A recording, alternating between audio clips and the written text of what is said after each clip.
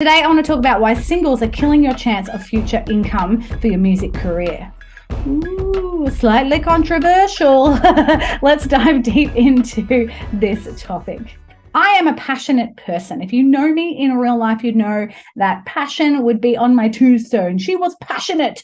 No one would ever say that Kate is not passionate. And there are some things that I'm a little bit more passionate about than others. Okay, so the music industry is obviously totally different than it was 20, 30, 40, 50, 60 years ago. The way that we engage with music is primarily digital rather than analog.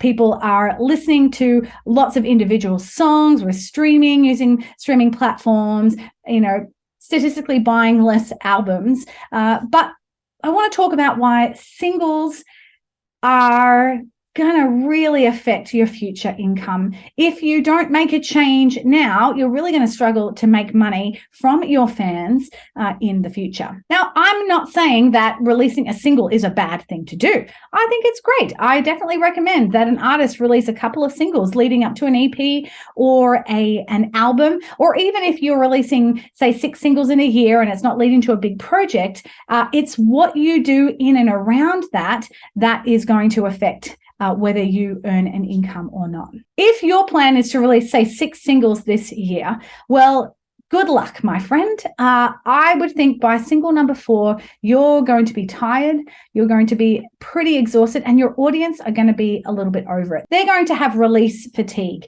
If you think you're going to be fatigued, your audience is going to be fatigued. Your friends and family are going to be like, another one.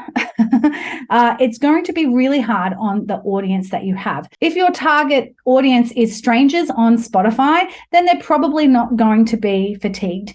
But if your target audience is your friends and family, your current fans, they're going to get tired of the constant release process. And I'm tired just thinking of it because there's so much involved in it. A single release strategy over a long period of time works best for people who've recorded a whole bunch of stuff and then can do all the planning ahead of time and schedule it ahead of time. It works for people who are working with labels and maybe who are doing the production all themselves at home, their electronic music. So there's not the cost of studio time, lots of other artists involved, musicians involved. The single strategy in that space really works best for people who are in the electronic music space, who have label help and support, or who can record all of their music all at once. To record, release, and then record and release and record and release is really, really tiring and actually really expensive to do that way. The reason I don't like the single strategy is because basically you're giving away your product for free. That's right. What do you mean, Kate? People pay for streaming. Well, some people don't. You can, get a free account on Spotify. But even if I am paying $17 a month or something for Spotify, I'm not giving you the money. I'm giving it to Spotify. There is no direct connection between my listenership and your bank account going up 0.6 cents. If we could have a model that way, I think it actually would be more effective. Every time I click to listen to your song, it debits a certain amount and sends it to your bank account. That would be a lot more connected in terms of me connecting with you, the artist, but that's just not the way that it works. And so what you're actually doing is you're telling the people that are listening to you on Spotify, if this is the only way that you are out in the world, you have no merch, you don't really do shows, then you're telling your fans, the people that are listening to you on Spotify, who may actually not be your fans, they may just listen to a song, that you're not valuable. And I know that no one would ever really think that, but that's true. That's what you're doing. You're saying, I have no value because I'm not requiring anything from you in exchange. And this is why the obsession with Spotify and streaming is actually detrimental, I think, to indie artists. Let's say you were a florist and you sold flowers and you invited people to come in and test, and they could take a bunch of flowers away as a tester. But every person that comes in, every new person, you give away a bunch of flowers. And you never sell anything. Sure, you've got lots of people coming in to look at flowers and you have no flowers at the end of the day, but you also have no money. You have given your product away for free. That is a bad business model. And you haven't asked for their details. You don't know their names. You can't contact them again. You can't send them anything in the mail or via email. You can't call them. That is a terrible business model. Free samples and freebies without the exchange of something valuable like contact details or an email sign up is a terrible business model. It would not work. Your business would not last very long. But in music, for some reason, we just keep doing it. We keep giving things away for free and we don't require anything in exchange for them. And Spotify, I don't think are going to make a change for that. They are not interested in being a social media platform. Yes, you can in your bio put a link to your social media, but I don't think that many people click on that. I can't see who does click on it or not. And pretty much we're promoting our music for free. We're giving our music for free away to strangers. So you are courting strangers rather than developing relationship with your friends and current fans. And especially in the Western world, we love free things. We can buy whatever we want, but we, for some reason, are obsessed with things for free.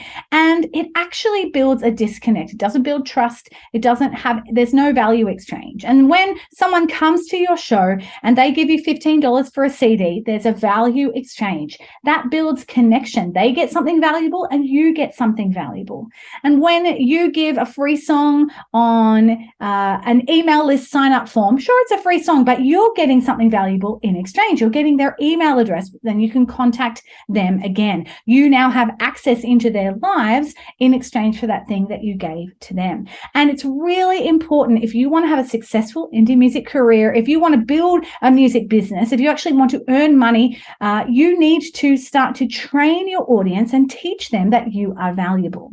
The best way you can do that is to sell something. If you go to Costco or to your local bakery, usually they have samples for sale, right? But you're not giving the whole thing away. You're not giving a whole loaf of bread away as a sample. You're giving a little taste tester. You're not giving a whole packet of sausages or cheese away. You're just eating a little cube of cheese at Costco.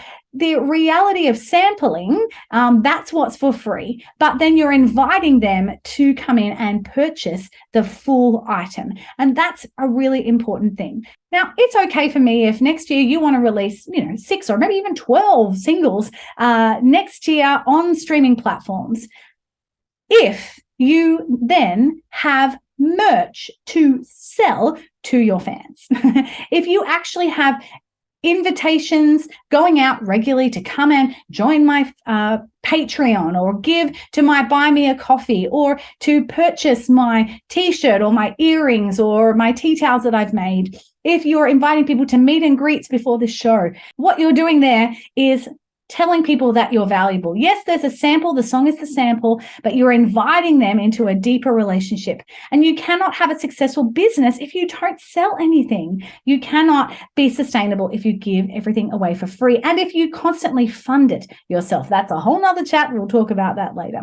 So a bit of a rant today about why I don't think singles are the best way to build a sustainable music career. To build a business, you actually have to have products that you sell and you need people to come back again. And Spotify and streaming really just gives your music away to strangers rather than selling products to customers and fans that you know, that you can connect with and that you can contact again. All of that to say, I have no problem with singles, but I have a problem with singles being the only thing that you do and that you have nothing to actually sell. You are basically banking on winning. You are basically banking on winning the lotto, of going viral or someone discovering you. And those things happen to very, very, very few people. And they don't necessarily equal a happy life or a career afterwards. The way that you build a sustainable music career is by actually selling a product and engaging with those people, selling something to them every year.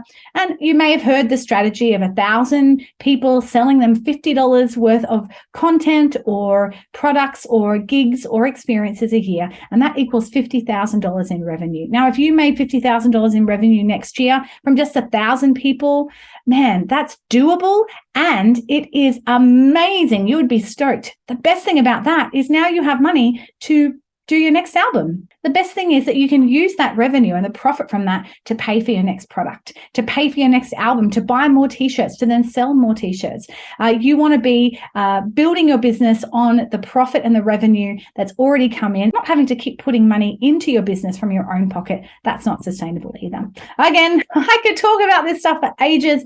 If this is interesting, I'd love to hear your thoughts. How do you feel about singles and streaming platforms in the comments below? If you want to keep chatting about this, why don't you hit me up on social media at Westwood Management? You can find me everywhere, or fill in the feedback form below in the description. Thank you so much for joining me today. You're the best. At Westwood Management, we're sharing the good news that it is totally possible for an indie artist to have a successful music career and to have a seat at the music table. But the best way we do that is by doing it with others. So why not let us be part of your team, and let's do this together.